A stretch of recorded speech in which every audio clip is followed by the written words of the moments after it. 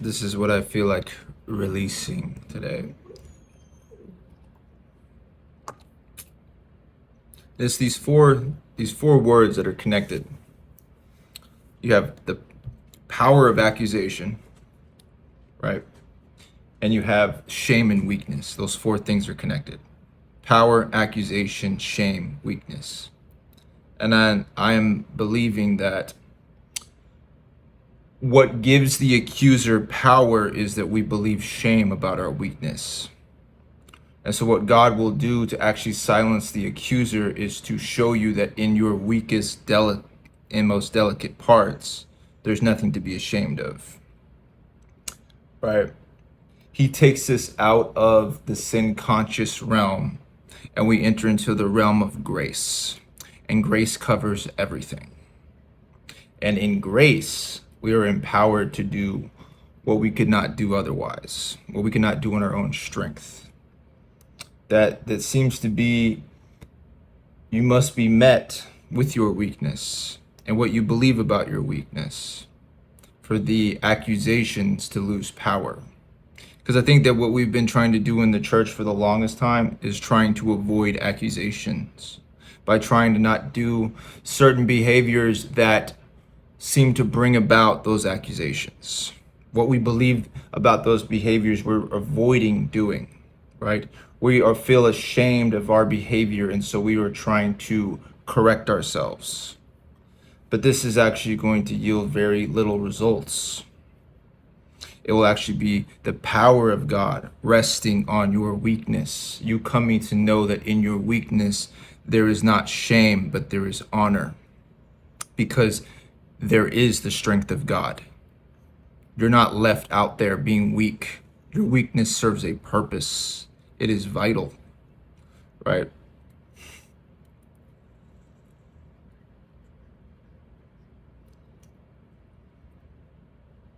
When it says in the Bible, right, when Jesus says on the Sermon of the Mount, if you even look at a woman lustfully, you've committed adultery in your heart. And I think that we've taken that and we've said, well, now we have to play traffic cop with our thoughts. And I'm like, no, you're trying to be strong in a place that you are weak. I believe that God produces mighty men, mighty women, right? Fortified cities. But it begins with the dynamic of I am weak and he is strong. He is the vine and I am the branch. He is the producer and I yield to him producing. It will be produced in your weakness. So whenever I believe Jesus is talking about that on the Sermon of the Mount, that if you've even looked at a woman lustfully in your heart, you've committed adultery. He's basically saying to everyone, there is no out. I am the only way. Basically putting everyone on the same level playing field and saying, in your weakness, you can do nothing. But my power, my grace, infused with your weakness, you can do mighty, mighty things. You see, it's not supposed to be this like powerlessness that we're trying to find power in. And we try to grab it from within ourselves. That to me is a person who feels ashamed of feeling powerless. Someone who feels ashamed of being weak. Oh no, I can't do this.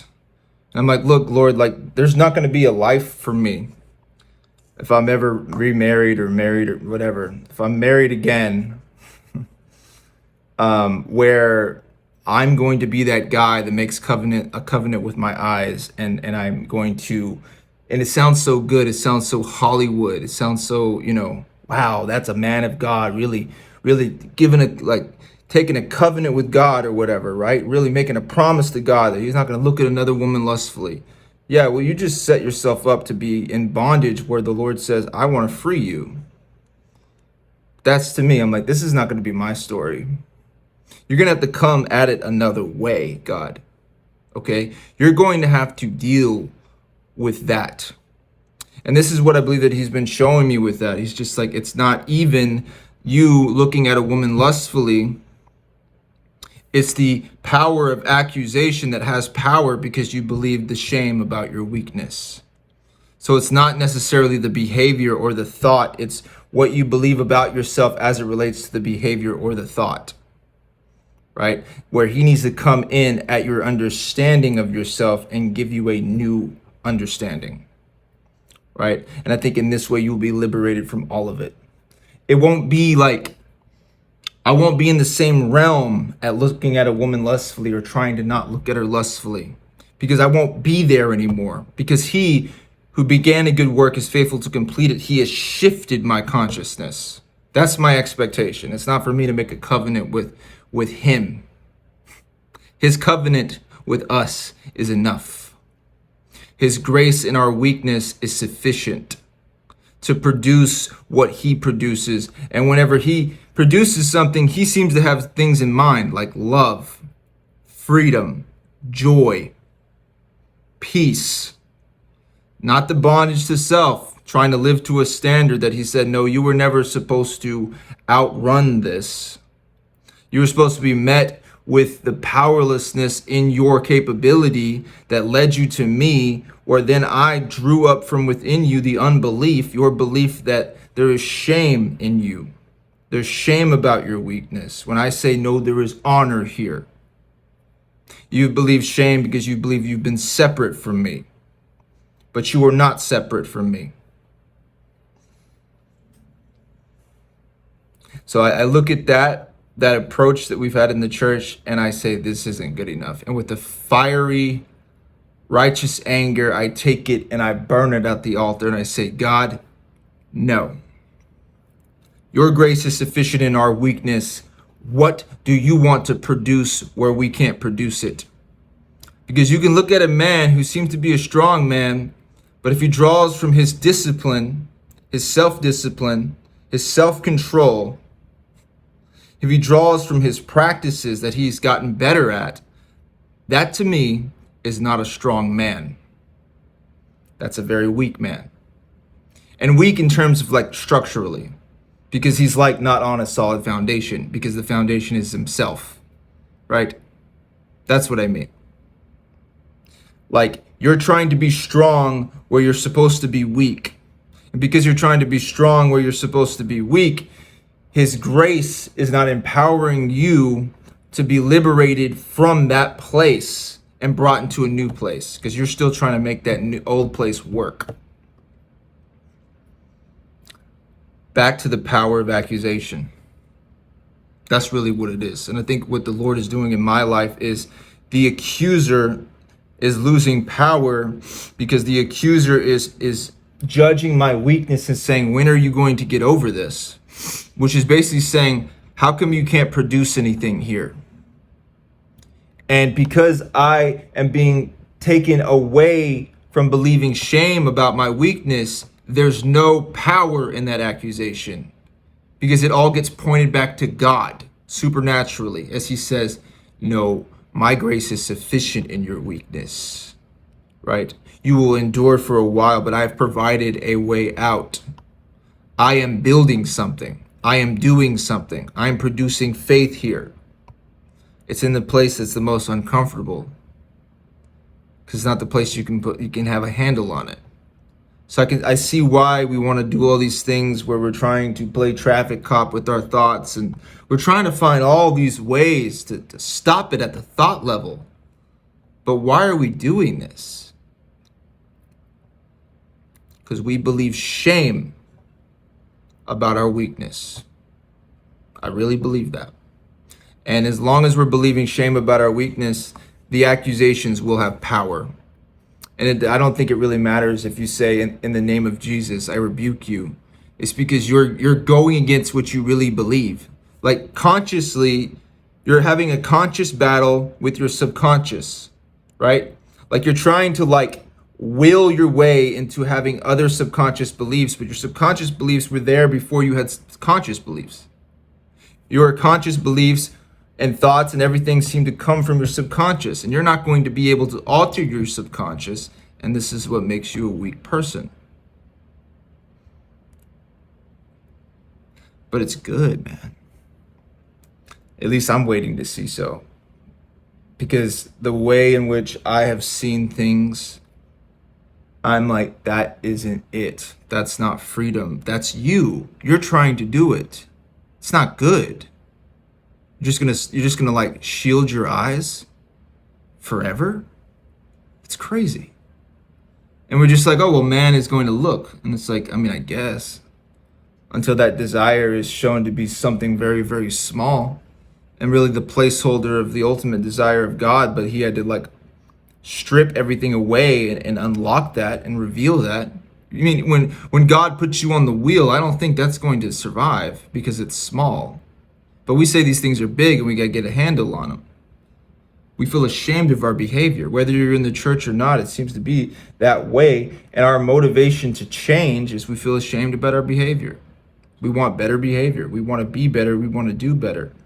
What is driving this? It seems to be subconsciously we don't feel like we're enough. And so we're going to go around the same block because better will never be good enough. If your subconscious belief is I'm not enough, better will never be good enough. And so I say, okay, the power of accusation loses power when God shows you at your core there's nothing to be ashamed of here. I am with you here. I see this in a way that there is no shame. There is no power. But because you are blind, because you've been deceived in the dark, there is power in this accusation that's coming against you. And the way in which you are going to overcome this is knowing the truth about your design, your makeup. That's what I really believe. The other way doesn't make any sense to me. But it's going to be, it seems to be the broad road because it's the one that you can measure, right? Semen retention. You know what I mean? Oh, I'm like 40 days or 100 days or something. It's like, yeah. And you draw from that to feel safe. But whenever that fails you, what you really believe comes out. What you really believe about yourself comes out. We do these things to try to prevent that power of accusation. The accuser that's really accusing you from a place of where you do believe, and so you are influenced. He's hitting you in the unbelief. And I think this is a design that God allows the accuser to do this, to draw up what you really believe, because what you really believe subconsciously shows you whether you're bound or free. And if you're trying to cover up yourself, like Adam did, like Adam and Eve asked for clothes because they then began to feel self-conscious. Semen retention is the clothes. Not looking at a woman lustfully or trying to control your thoughts. That's the clothes. Whatever it is. I guess this is more from a male perspective. But women too. It's everybody. Nobody's free from this. And it's good that we're not free from this. We get to meet the one who interjects and says, I am the only one. I am the way out of this. But before I take you out, I show you I'm with you here. In your weakness, I am strong. My grace is sufficient here to produce what I'm going to produce. And what I'm going to produce will be enough for you. It will be more than enough. It'll be more than anything that you can produce in your own strength. Because humans have to double down on themselves. So if I relied on myself yesterday and it worked, that's just going to be reinforced for today. But then whenever you're not feeling it, you feel the weight of that. And then the power of accusation comes against you. And it's like, well, how come you can't do it today like you did yesterday? You got to keep going. You can't give up. It's like, what kind of life is that long term? What kind of life is that? Even if you do become good at it, managing yourself, that's not living. Or just trying to avoid being accused. Because where you are being accused, you feel ashamed of where you are in your beliefs, in your weakness. You're like, I can't unlock this door. I can't get past this place. And so I'm going to do everything I can to distract myself from that. And I say for a time, that's the grace allows you to be distracted. But if you're watching my videos You might be taken into a different time, a new time where you're being stripped of the old things and brought into a new familiar that says there is nothing to be ashamed of here. Grace is in this realm and it covers everything. Grace is here. No more talk about sin consciousness. You're like, but we have to. It's the only way to correct ourselves. It's the only way to try to motivate ourselves to be better. Check out that thought process. Trace it down to the root. You probably find a subconscious belief that you feel ashamed of. And then the accusation that comes against you has power because you feel ashamed of that subconscious belief. More so, you feel that you can't change it. We can't just say, I'm going to believe what God believes about me. You're going to believe what you believe about you until he produces in your life a new thing. And I don't think he just begins to produce a new thing until he takes away all the old things. He's not gonna put new wine in an old wineskin. He's not going to put something new in an environment that's old. He's not going to have those things mesh. Those things are not going to be co-parenting. They're not going to be in the same house, okay? And house divided will not stand, exactly. And that's probably his intention. That the house is going to be divided. Once I put this new thing here, the old thing has to go. The old thing is you, relying on you. You're only relying on you because you feel ashamed about you and your weakness. You will be set free in that place where you've believed shame about your weakness, as he brings you into a new familiar that is covered in grace that says, I honor you here always. This is the big God that I need in my life. This is the understanding that I am looking to him to produce in my life, that he is the God that honors me always. Any other God will not do. Any other God puts the weight on me to do something, or be something, or try something. Keep trying, keep trying. No. No.